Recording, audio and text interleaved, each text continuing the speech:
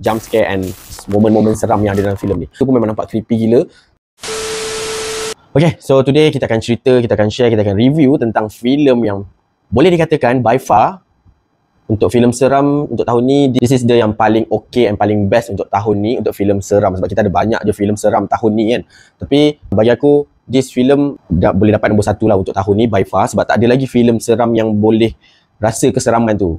Okay, so filem ni adalah filem Malam Terlarang. So filem Malam Terlarang ni aku dapat tengok pada gala hari tu dekat KLC CTGV pada 30 hari bulan if I'm not mistaken. So filem ni dah release pada 30 hari bulan. And then dah boleh pergi tengok semuanya.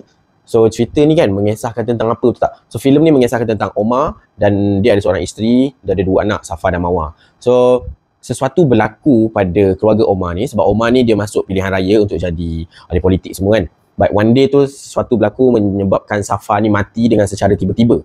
Banyak diorang cakap pembunuhan lah, ada benda-benda yang misteri berlaku lah. So dari situ si Mawar ni, yang adik dia ni is Mawar. So Mawar ni lah dia mencari jawapan apa yang berlaku sebenarnya dekat family dia, apa yang berlaku dekat kakak dia, siapa yang bunuh kakak dia. Korang kena tengok filem ni sebab filem ni dia punya storyline memang kalau kau dengar on the synopsis memang simple gila kan. At the end of the movie dapat ke tak si Mawar ni jumpa siapa yang buat kakak dia ni, or macam mana kakak dia mati. Korang kena tengok filem ni kan sebab based on synopsis memang simple gila, straight to the point. But filem ni memang memaparkan macam-macam benda yang boleh buat korang suka akan filem ni. So let's go, kita pergi kepada dia punya review.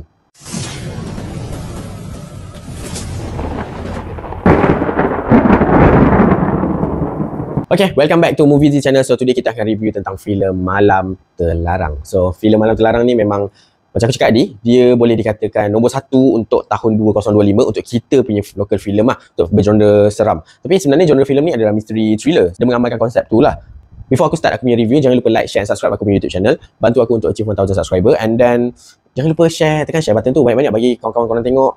Okay, kita back to the review. Kita akan start dulu lah pada benda yang boleh kita puji dalam filem ni. Apa benda yang aku suka dalam filem ni. So, nombor 1, benda yang aku suka dalam filem ni adalah dia punya cinematography, dia punya shot, and then color grading dia memang cantik gila. So, memang nampak filem tu pada tahun 1970 something, if I'm not mistaken, ke 80 something. So, cinematography dia memang cantik. DOP memang jalankan dia punya kerja dengan bagus sebab kau nampak shot-shot yang ada dalam filem ni memang nampak mahal gila. And then nanti dia akan connect, aku akan share macam mana dia connectkan jump scare dengan shot-shot seram tu tau. So boleh di highlight dalam filem ni cinematography, lighting, the angle shot dalam filem ni memang memain peranan yang banyak untuk make this film quality memang top notch. So itu nombor 1 yang boleh aku puji in terms of cinematography, lighting and dia punya shot lah. So nombor 2 pula yang aku suka dalam filem ni, macam cakap tadi, dia akan connect dengan cinematography, shot semua tu kan. So nombor 2 is jump scare and momen-momen seram yang ada dalam filem ni. Filem ni dia tak fokuskan pada hantu tu tau. So dia fokuskan pada misteri and then thriller. Bagi aku jump scare dia ada yang paling aku minat is scene flash bawah katil. Totally memang cahaya dia datang daripada flash tu sendiri tau. So tak ada lighting apa-apa. Yelah flash kan, banyak kali berkelip-kelip kau rasa macam oh fuck, benda ni jadi kan. Flash tu memang is a method yang bagus lah dia guna kan. So nampak seram. And then ada lagi satu scene yang boleh aku bring up is dekat walkway ada main lampu. Tu pun memang nampak creepy gila.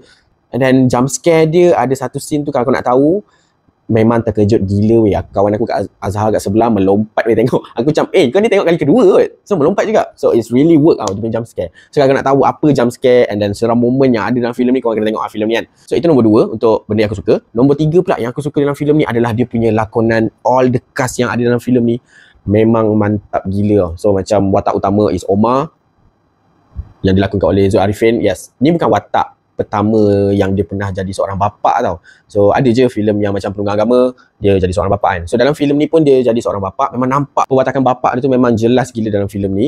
And then dengan badan dia yang besar tu semua, dia punya look memang nampak macam seorang bapa dalam filem ni. So all the script yang dilontarkan semua dalam filem ni is really good. And then watak si Mawar, watak si Safa, and then watak yang dilakonkan oleh Sofia Jane. So Sofia Jane dalam filem ni dia tak banyak skrip, tapi once dia start je berdialog, yes, korang akan rasa mantap gila. So kalau nak tahu watak Sofia Jane ni dia bawa as apa benda dia dalam progress filem tu nanti korang akan tengok lah. Sebab watak Sofia Jane ni pun aku suka gila dalam filem ni.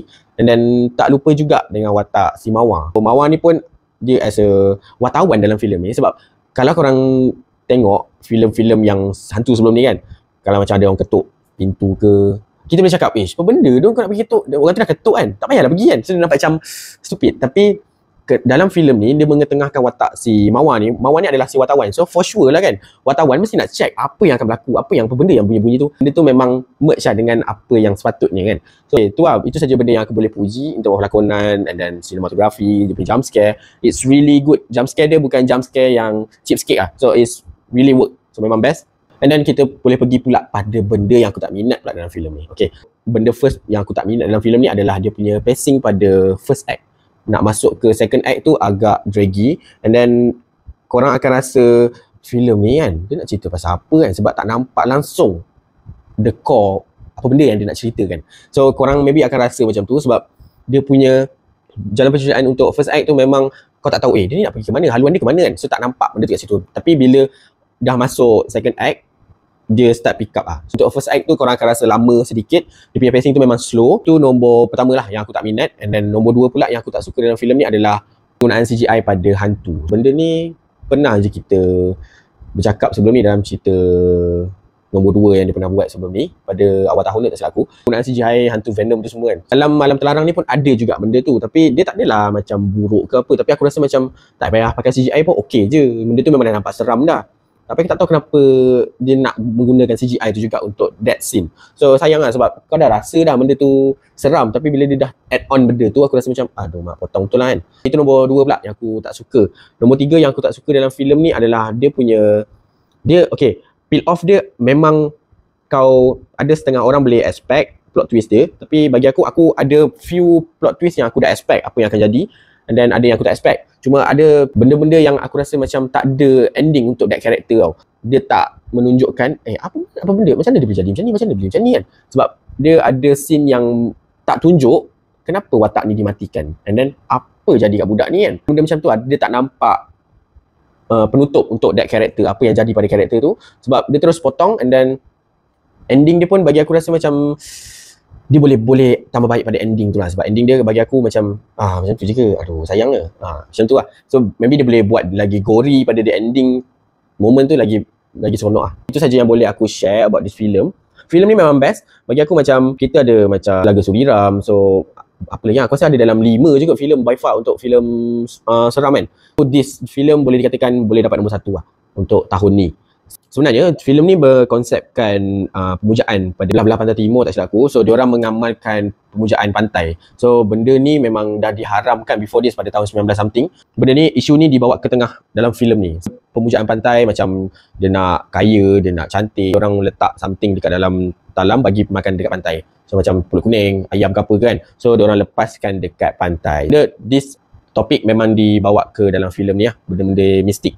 Bagi aku this filem okay, dia tak adalah bosan. Lagi-lagi bab jump scare dia, really though. Memang siapa yang tak kuat iman memang akan melompat dalam wayang kan. Itu saja yang boleh aku share. So berapakah rating yang aku bagi untuk filem Malam Terlarang ni kan. So untuk filem Malam Terlarang ni aku bagi sebanyak 7/10 untuk Malam Terlarang. So filem ni dah tayang, korang boleh pergi tengok. Kalau siapa yang dah tengok, boleh komen kat bawah, aku nak tahu apa yang korang rasa, apa yang korang terkejut untuk dalam filem ni, scene mana kan. So boleh share dekat bawah, aku nak tahu. So thank you juga pada Astro Shaw for the merchandise Malam Terlarang kan. So aku dapat 2 bangle. So dia connected tau, dia ada magnet. Kenapa gelang? Korang kena tengok filem ni kan. That's all for my review. Thank you.